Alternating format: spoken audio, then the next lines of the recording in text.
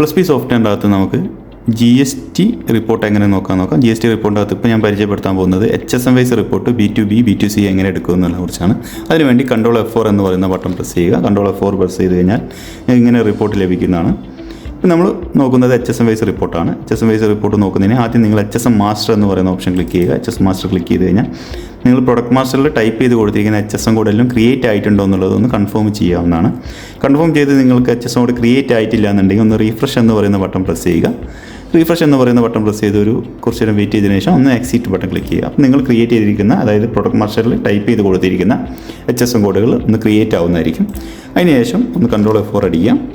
F4 അടിച്ചതിന് ശേഷം നിങ്ങൾക്ക് HSM വൈസ് എന്ന് പറയുന്ന റിപ്പോർട്ടുണ്ട്. ഇതിൻ്റെ അകത്ത് നമുക്ക് റിപ്പോർട്ടുകൾ വരുന്നുണ്ട്. ഐറ്റം വൈസ് വരുന്നുണ്ട്, GST ബിൽ വൈസ് വരുന്നുണ്ട്, GST സമ്മറി വരുന്നുണ്ട്, GST രജിസ്റ്റർ വരുന്നുണ്ട്, GST ബിൽ വൈസ് 2 വരുന്നുണ്ട്, GST R1 റിപ്പോർട്ട് വരുന്നുണ്ട്, HSM വൈസ് റിപ്പോർട്ട് വരുന്നുണ്ട്, GST R2B ചെക്കിങ് വരുന്നുണ്ട്, GST മന്ത് വൈസ് രജിസ്റ്റർ വരുന്നുണ്ട്, ഐറ്റം വൈസ് സമ്മറി വരുന്നുണ്ട്. ഇതൊക്കെ നമുക്ക് പിന്നീട് എന്ത് ചെയ്യാം, നമുക്ക് പരിചയപ്പെടുത്താവുന്നതാണ്.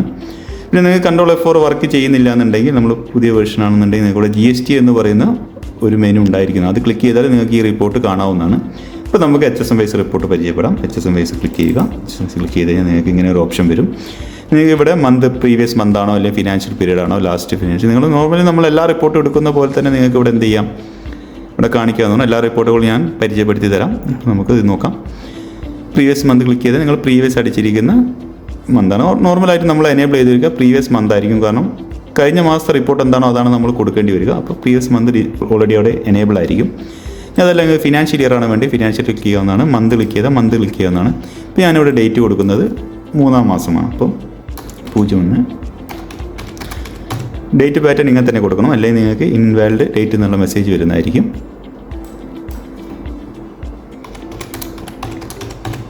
ഓക്കെ, പിന്നെ നമുക്ക് വരുന്ന വൗച്ചേഴ്സ് ആണ്. വൗച്ചേഴ്സിൽ നമുക്ക് ഇത്രയും വൗച്ചേഴ്സ് വരുന്നുണ്ട്. Purchase return, sales return, purchase, sale, ഇത്ര റിപ്പോർട്ടുകൾ നിങ്ങൾക്ക് എടുക്കാവുന്നതാണ്. ഇപ്പോൾ സെയിൽസ് പർച്ചേസ് ആണ് അവർ HSM വൈസ് റിപ്പോർട്ട് എടുക്കേണ്ടതെങ്കിൽ പർച്ചേസ് ക്ലിക്ക് ചെയ്താൽ നിങ്ങൾക്ക് കിട്ടാവുന്നതാണ്. നമുക്ക് സെയിലിന് നോക്കാം.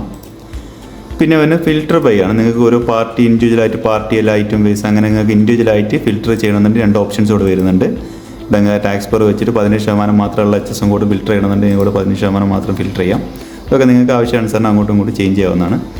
പിന്നെ ക്യാഷ് ഓർ ക്രെഡിറ്റ്, ക്യാഷ് മാത്രം, ക്രെഡിറ്റ് മാത്രം, കാർഡ് മാത്രമുള്ള HSM കോഡ് വൈസ് റിപ്പോർട്ട് വേണമെങ്കിൽ അങ്ങനെ നിങ്ങൾക്ക് എടുക്കാവുന്നതാണ്.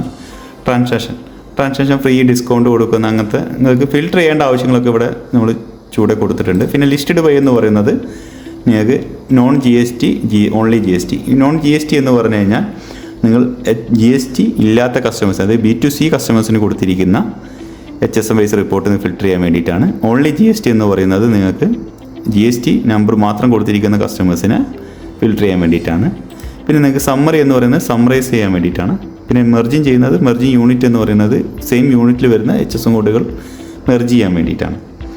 പിന്നെ ലിസ്റ്റ് നോൺ HSM കോഡ് എന്ന് പറയുന്നത് ആ മാസം നിങ്ങൾ ഓക്കെ അടിച്ചു കഴിഞ്ഞാൽ ആ മാസം നിങ്ങൾ HSM കോഡ് ഇല്ലാത്ത ഐറ്റംസ് എന്തെങ്കിലും സെയിൽ ചെയ്തിട്ടുണ്ടെന്നുണ്ടെങ്കിൽ ഈ ലിസ്റ്റിൽ നിങ്ങൾക്ക് എന്താണ് കാണിക്കുന്നതായിരിക്കും. ഓക്കെ, നമുക്കിപ്പോൾ ഓൾ അടിച്ച് ഫിൽറ്റർ ചെയ്യാം. ആദ്യം ഓക്കെ അടിക്കാം. ഓക്കെ അടിച്ച് കഴിഞ്ഞാൽ നിങ്ങൾക്ക് ആ മാസം നിങ്ങൾ മുഴുവനായിട്ട് കൊടുത്ത് B2Bയും B2Cയും കൊടുത്തിരിക്കുന്ന HSM കോഡുകൾ ഇവിടെ കാണിക്കുന്നതായിരിക്കും.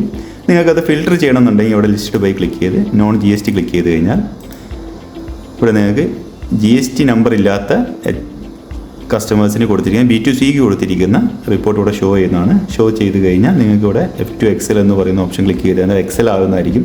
ആ എക്സൽ നമ്മൾ ഫോൾഡറിനകത്ത് ഓട്ടോമാറ്റിക് സേവ് ആവുന്നതായിരിക്കും. അപ്പോൾ അത് നമുക്ക് എക്സൽ എങ്ങനെ ആക്കാൻ നോക്കാം. എക്സൽ ആക്കാൻ F2 എന്ന് പറയുന്ന ബട്ടൺ പ്രസ് ചെയ്യുക.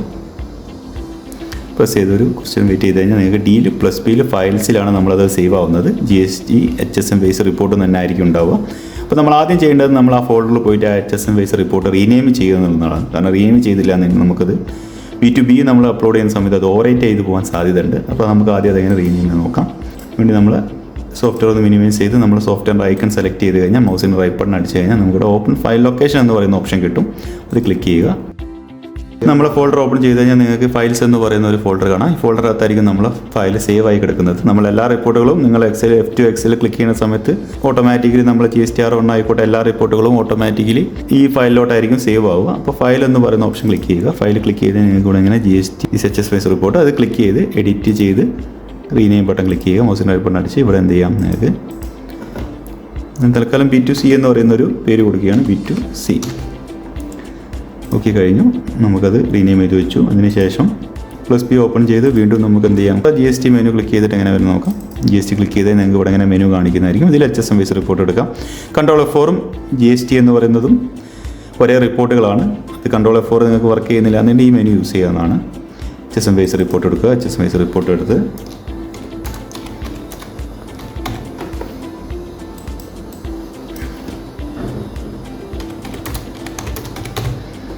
ഇവിടെ നിങ്ങൾക്ക് ഓക്കെ പ്രസ് ചെയ്തതിന് ശേഷം ഇവിടെ ഓൺലി GST എന്ന് പറയുന്ന ഓപ്ഷൻ ക്ലിക്ക് ചെയ്യുക. ഓൺലി GST ക്ലിക്ക് ചെയ്ത് കഴിഞ്ഞാൽ നിങ്ങൾക്ക് ഇവിടെ GST മാത്രം, GST നമ്പറുള്ള കസ്റ്റമേഴ്സിന് മാത്രം കൊടുത്തിരിക്കുന്ന റിപ്പോർട്ടും കാണാവുന്നതാണ്. ഇനി list of non HSM wise എന്ന് പറഞ്ഞാൽ ക്ലിക്ക് ചെയ്ത് കഴിഞ്ഞാൽ നിങ്ങൾക്ക് ഇവിടെ ലിസ്റ്റ് കാണിക്കും. നിങ്ങൾ അഥവാ ഏതെങ്കിലും ബില്ലിൽ നിങ്ങൾ HSM കോഡ് കൊടുക്കാൻ വിട്ടുപോയിട്ടുണ്ടെന്നുണ്ടെങ്കിൽ അതവിടെ നിങ്ങൾക്ക് ചെക്ക് ചെയ്ത് കാണിച്ചിരുന്നതായിരിക്കും.